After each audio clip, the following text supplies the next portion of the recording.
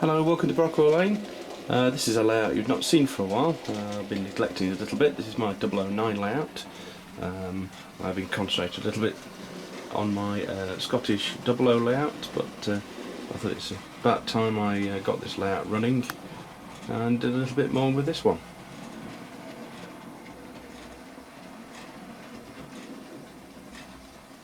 Just been doing a bit of track cleaning because it's not run for a while.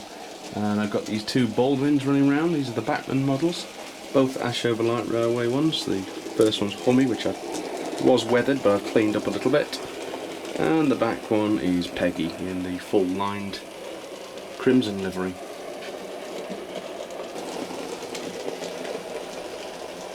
Stood on shed are my two modified Thomas the Tank Engine narrow gauge engines, which were the USA range.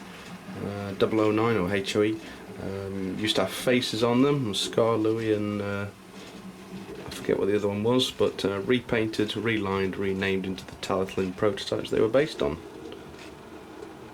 The coaches you see behind the train that's running at the moment are just the Pico 009 GVT coaches, which I've repainted into red because I'm still waiting for the proper Ashover coaches. Well, it's about time I stopped referring to this layout as the 009 layout and gave it a name. So as it's based on the Ashover Light Railway, it's, as I say, based on Ashover Light Railway, it's not actually one of the stations as such. That it was originally going to be Falgate. I've decided to name it after the reservoir, which now covers part of the line in real life, and that is Oxton Reservoir.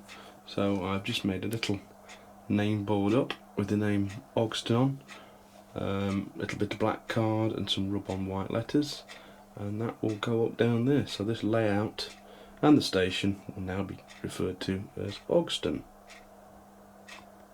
So there we go, sign in place with little cocktail sticks as the legs, in a little bit of a scruffy hand painted manner, as was the like on narrow gauge lines.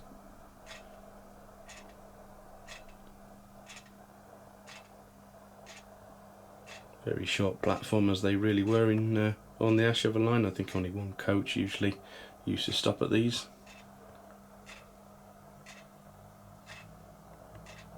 Now, I did go to an exhibition a couple of weeks ago, which was Scale Model World, which was actually more for plastic kits and things, which I'm also into. But I did pick up these, which are some realistic looking leaves, and I thought this would look quite good on the layout, or this layout in particular. They're from a company called Tremendous. They've got a website with the same name. Don't know much about them, to be honest, but I just thought they were a nice little thing to have, and I plan to put those around this layout and give it a bit of an autumnal feel.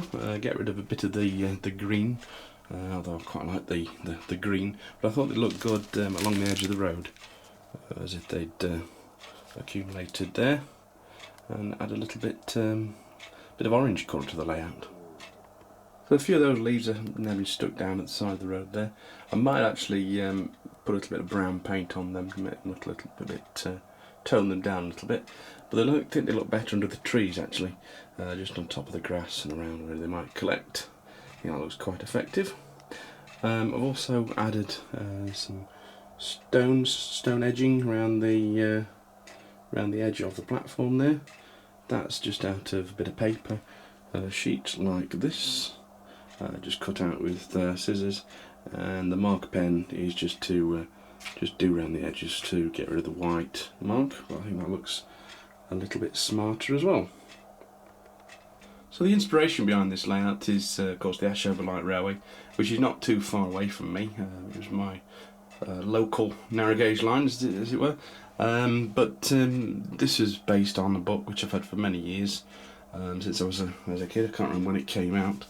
It was probably late 80s, 90s, this book, The Ashover Light Railway by Wild Swan.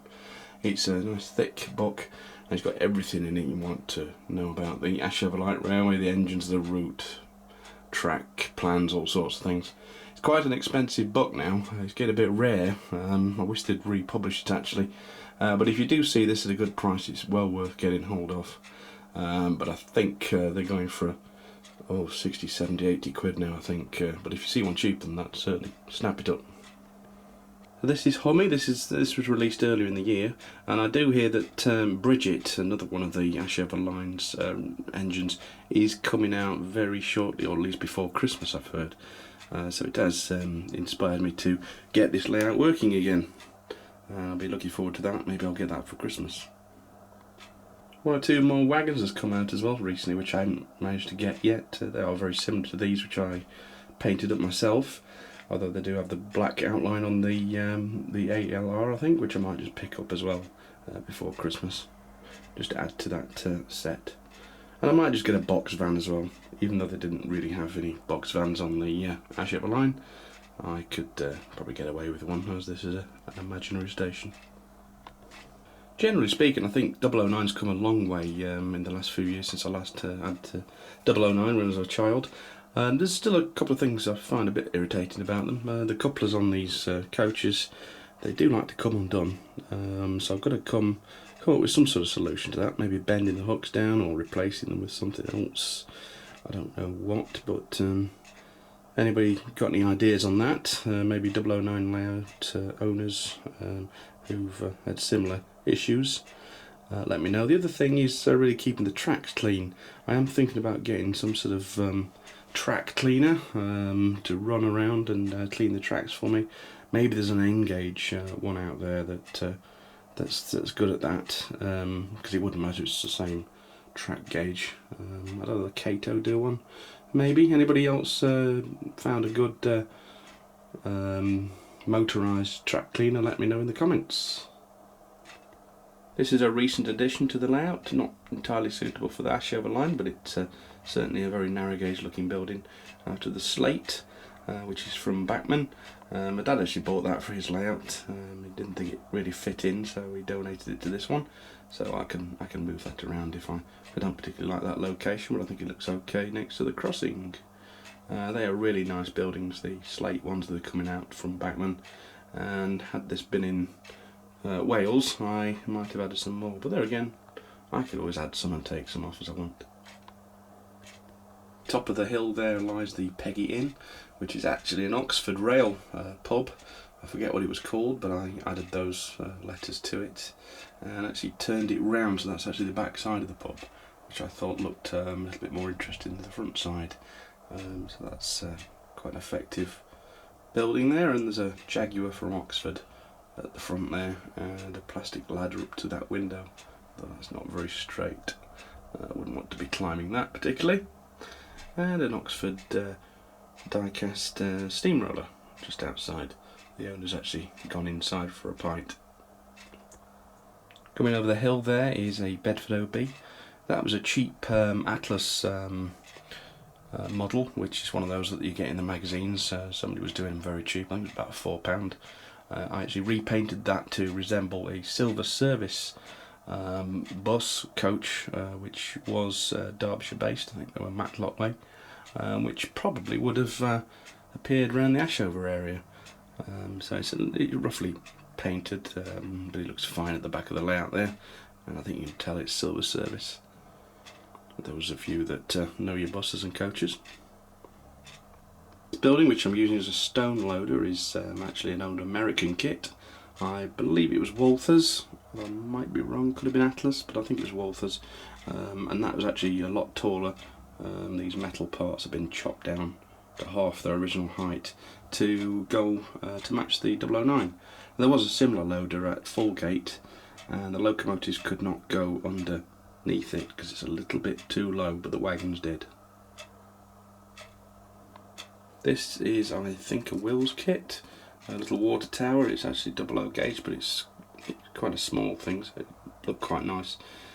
There's 009, and behind that is a scratch-built engine shed here, and that's meant to be a carriage shed, which is sort of attached to it in the style of the Hume End carriage shed and engine shed on another local narrow gauge layout, the Leaker manifold, sort of roughly based on that. So those locomotives there are really on the carriage shed line, but until I got the Ashover Light Railway coaches from Bachmann, There's not much to go in that shed. At the back there you can see a Baldwin, which is half cannibalized or scrapped. That was actually a half-built metal kit I found on eBay. Somebody had done, obviously before the Bachmann model came out, so I thought, well, I'd buy that and weather it up and make it look like one of the cannibalized locomotives which they used to have on the Ashover Light Railway, because they bought several surplus from the army and some of them didn't work very well, so they got taken out of service pretty quick and replaced, and just tanks taken off them, cab sheets and all sorts of things reused to keep the other locomotives going. So there's a bit of a top-down view next to my ticking clock on the wall, which is shows you a good overview of the layout. It's just a passing loop really, and the track disappears around the back and creates a big loop.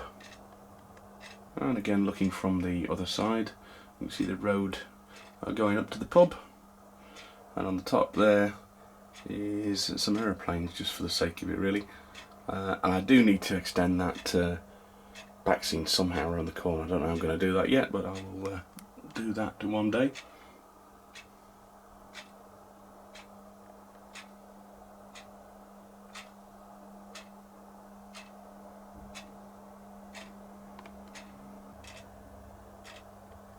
So if you went to Worley Model Rail exhibition this weekend, today's a Sunday, please put your videos up, because I didn't get a chance to go this year. It's the first year for quite a while I've not been able to go, so I will be watching all the videos I can on the event online, so please get them up on there as soon as you can, because some of us weren't able to make it.